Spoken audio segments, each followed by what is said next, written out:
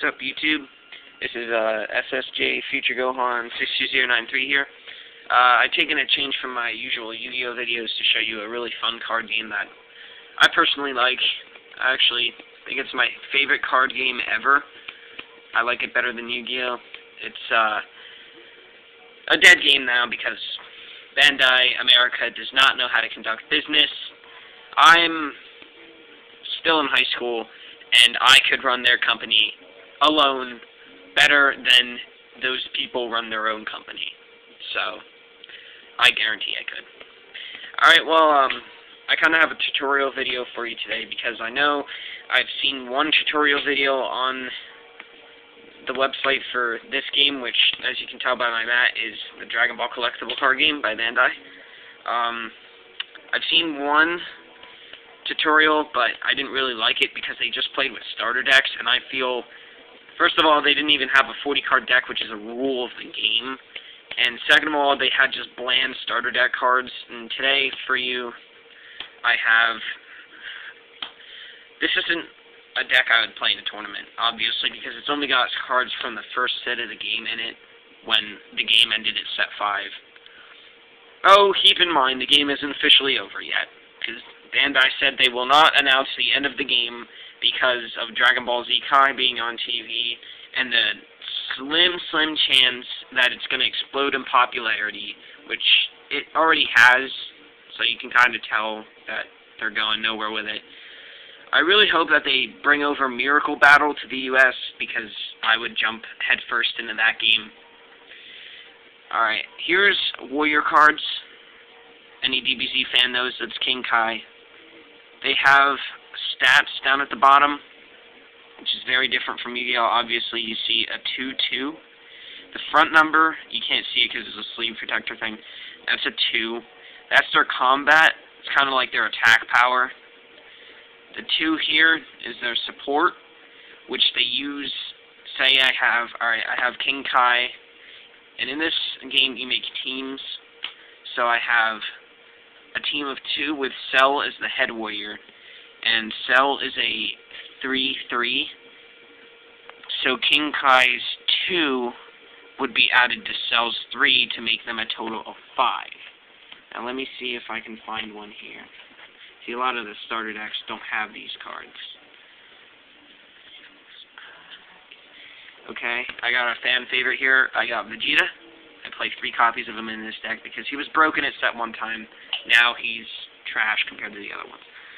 Okay, Vegeta is a 6 power. So I have a team of 3, which is the limit you can have in a team. And I have 2 support on King Kai, 3 support on Cell, and 6 combat on Vegeta. So the 3 and the 2, which equals 5, gets added to Vegeta's power. So they're an 11, because he's already a 6, and 6 plus 5 equals 11. That's a pretty big team, but in set 5 era, that's nothing. So, a little bit about the Warriors. Oh yeah, on the Warriors we have a little icon. My phone's camera quality isn't that good, so you probably, the little orange dot, it's a turn marker. Vegeta is a turn 4, which means it has to be your 4th turn to play Vegeta. And you can probably see the blue thing right there, right next to the orange one. That's their chi cost. Chi is like chakra for Naruto players. Yu-Gi-Oh! It's kind of like mana, you could say, except you discard it, you don't tap it.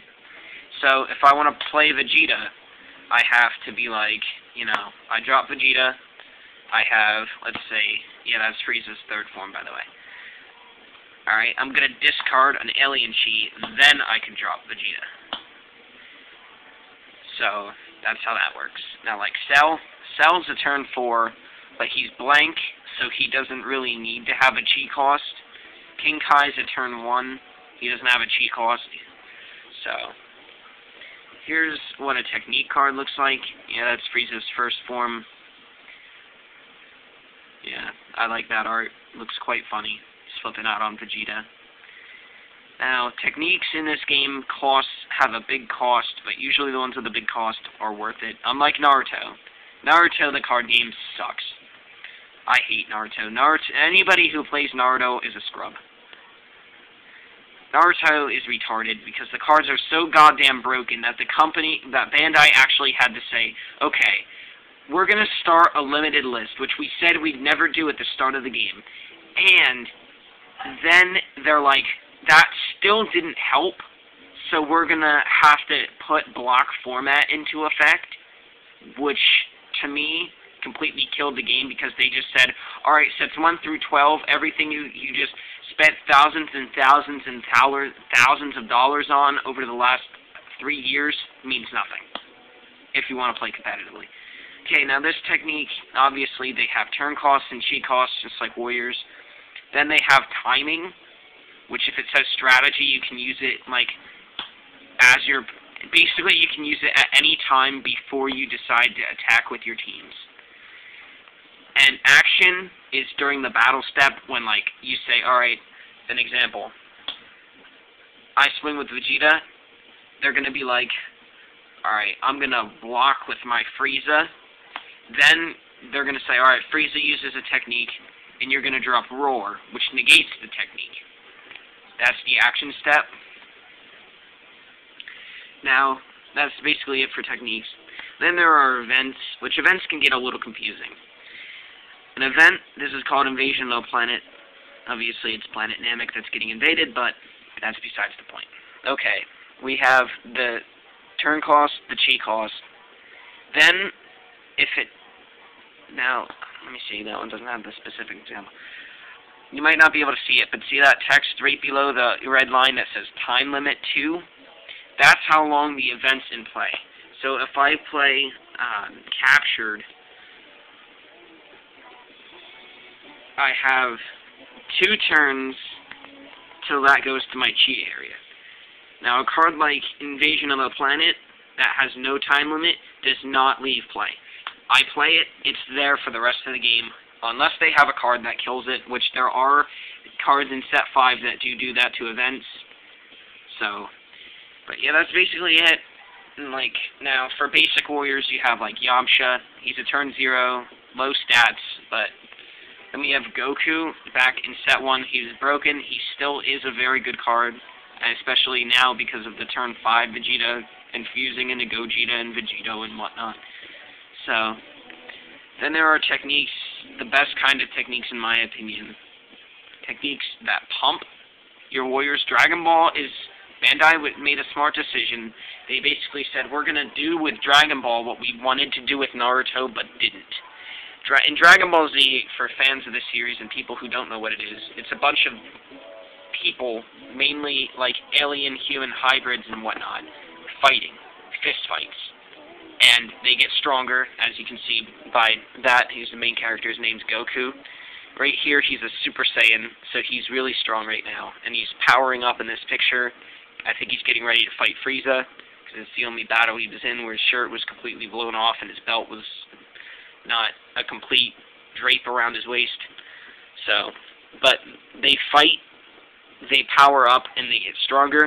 So, it would make perfect human sense to make the game based around making your warriors stronger, because that's what the show's based on.